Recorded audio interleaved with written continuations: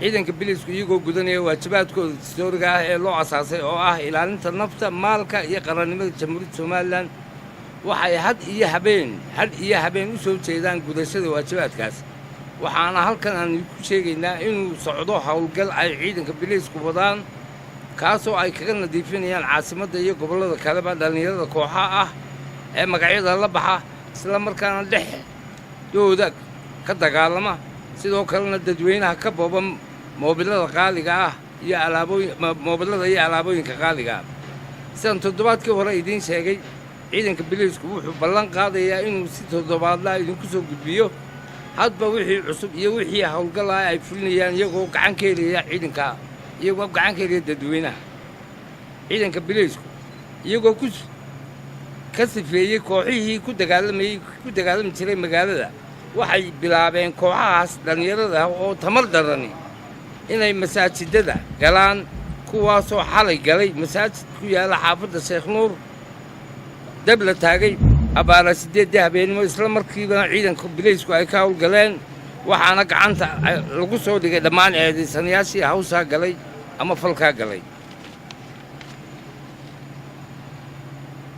waana kuwan hortiina fadhiya wax laysu qarinayo dambe ma jirto kii tuuga iyo kii wax kasta ee qarankan ku sameeya halkaasaanu soo taagaynaa waanu ka duubaynaa warbaahintaanu gelinaynaa midyaha ayaanu ku faafinaynaa haddii ilaahay ka dhigo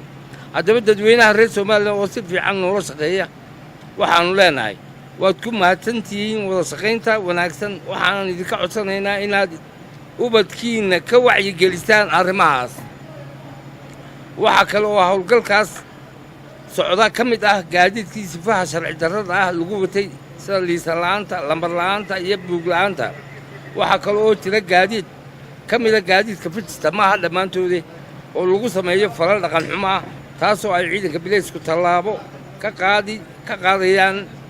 ciddii lagu qabto gaadiidkii la xadayay iyagana faahfaahinteeda waxa bixin doona afhayeenka ciidanka biliiska kuwaana dad badan oo tuuga ah oo kuwa gaadiidka calaa gacanta lagu hayaa waana sharcigan loo keenay haddii ilaahay ka dhigo war saxaabadeedkan maanta waxaan isku ka yeedhay wuxuu daaran yahay in aanu shacabka reer somalilan u sheegno howlgallada ay ku jiraan ciidanka booliisku habeen iyo maalinba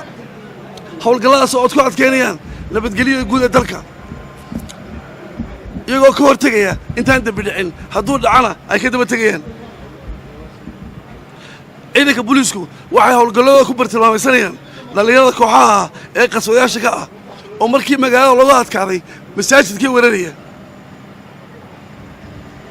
dhallinyaradaas qaswadayaasha ahayd waxay la yimaadeen taba cusub oo aynaan hore u arag masaajidada ayay weerarayaan waxay ku weerarayaan tooshkaas oo aad arkayso halkaas waa laga jaajgaraynayaa halkaa moobilkaa la gelinayaa halkaa waa laga daarayaa waa laastar dadka indhahay kaga qabanayaan indhihiiba qofkii khalkhal bay gelinayaan qofkiiba indhihiisii halis buu ku jiraa waa indhabeelayaaba waxay kaloo ku weerarayaan faashash waxay kaloo ku weerarayaan faashash waxay dadkaa masaajidada ku cibaadaysanaya ee ilaahooda baryaya waxay kaga qaadayaan moobilada qaaliga ay sitaan dhallinyaradaasi waxay la baxeen magacyo khatar ku ah nabadgelyada guud ee dalka ciidanka booliisku waxay dhallinyarada aad soo qabateen saa arkayseen waxay ka soo qaadeen masaajidka alaabtii ay ka carareen shaatigii dacaskii wadinkaa arkaya waa wixii maraq muujinta loo hayay iyo maskaraadkaas oo ah kii ay indhaha gashanayeen iyagoo ujeeddadu ay tahay inaan la fahmin yacni waa falal burcadnimo ah oo aynaan weligeen hore u arag falkaasi wuxuu dhacay xalay oo ay bishu ahayd 3 bishii 8aad gooray saacaddu ahay 8 habeennimo isla 10 habeennimona waa la soo qabtay halkaas waxaa ka cad ciidanka booliisku si ay heegan ugu yihiin shaqada qaranka ee loo ogmaday si ay heegan ugu yihiin adkaynta iyo nabadgelyada dalkooda somalilan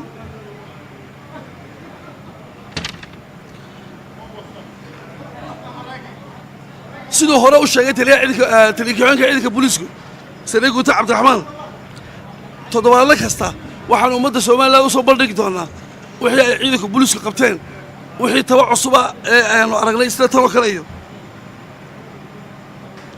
ugu dambayntii taliska ciidanka booliisku wuxuu dadweynaha reer somalilan uga mahad celinayaa had iyo jeer sida wanaagsan ee mugga leh ee ay habeenay maalinba ula shaqeeyaan waxaanse leenahay shacabka reer somalilan waar ubadkiina ilaashada oo meeshay tegayaan ogaada hadhow iyadaanna odhanin inankaygii iskuul buu ka soo baxayo wuu tukanayo masaajid buu ka soo baxay waar masaajidkii waa la iskuu galay oo budhcad baa weeraraysa oo annagaa soo qaqbannay oo idinkaa arkaya annaga hadhow han odhanina inankayga masaajid buu ka soo baxay wataa masaajidkii ay weerarayaan ee ay dadkii cibaadaysay moobilada ka qaadayaan howlgallada ay ciidanka booliisku ay qabanayaan waxaa kaloo ka mid ah baabuurta fitista waxay ku samaynayaan dhaqamo xunxun iyagoo odhanaya nafar taagan baa ka kareeyey oo ay micnaheedu tahay dhaqan xumo ayaa lagu samaynaya intuu isagii qaad qaato oo uu meel fadhiisto ayuu tagsigiisi meel ku qufulayaa markaasuu odhanaya nafar taagan baa ka kareeyey taa micnaheedu waxa weeye dhaqan xumo ayaa lagu samaynayaa waa dhaqamo xunxun oo aynaan hore u arag hase yeeshee ciidanka booliisku waa kuwa qaqabtay intoodii badneed fitista inta kale hadhayna waa la qabanayaa siduu taliya-xigeenku sheegayna waa howlgal aan laga daalayn oo aan laga nasanayn ilaa ay dadweynaha xalaasha ahi ku soo dhacaan sharciga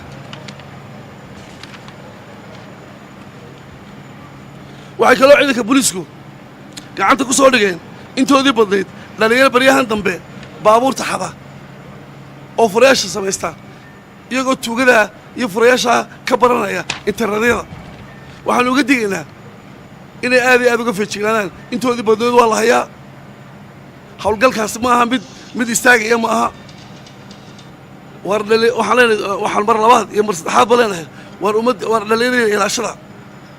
waar ilaahay ayaan ogolayn qof aan weyse qabin inuu iska gala masaajid dastuurku ma ogola inuu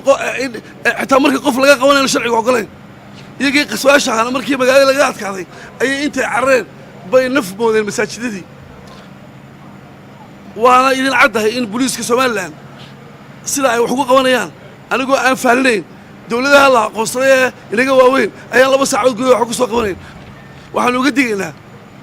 inay aad iyo aad uga feejignaadaan intoodii badnood waa la hayaa howlgalkaasi ma aha mid istaagaya ma aha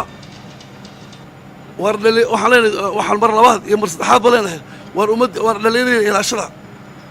waar ilaahay ayaan ogolayn qof aan weyse qabin inuu iska gala masaajid dastuurku ma ogola inuu xitaa markii qof laga qabanayno sharciga ogolayn iyagii qaswaasha ahaana markii magaalada laga adkaaday ayay intay carareen bay naf moodeen masaajidadii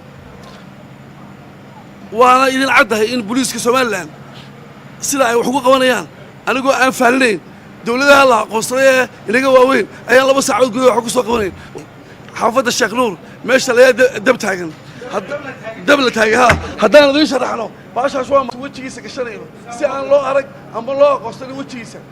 shaatigan waxaa laga soo dhex masaajidkii ay ku weerareen ay dadka ay dhalinyaradaas weerareen weydinkii arkayey dhalinyaradii halkan ka qaaday sawirka waxay qiraal dembigaa iyagu ay galeen hase yeeshee qiraalkaasi waxaanu horgeyn doonaa haddii ilaha yidhaahdo maxkamadda suu garsoore hortiisa uga qoro wasalaamu calaykum waraxmatullahi wabarakaatu war waxaan ku idhi tooshkaas maarata wuu ifinaya taliya-xigeenku dadka indhuhu ka qasaya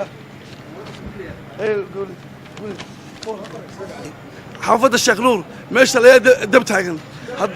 dab la taagay ha haddaan idiin sharaxno baashaas waa wejigiisa gashanayno si aan loo arag ama loo aqoonsanin wejigiisa shaatigan waxaa laga soo dhex masaajidkii ay ku weerareen ay dadka ay dhalinyaradaas weerareen weydinkii arkayey dhalinyaradii halkan ka qaaday sawirka waxay qiraal dembigaa iyagu ay galeen hase yeeshee qiraalkaasi waxaanu horgeyn doonaa haddii ilaha yidhaahdo maxkamadda suu garsoore hortiisa uga qoro wasalaamu calaykum waraxmatullahi wabarakaatu war waxaan ku idhi tooshkaas maarata wuu ifinaya taliya-xigeenku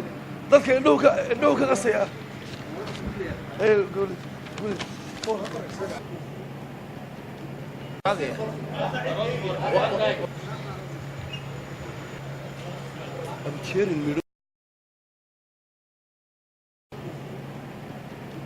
I'm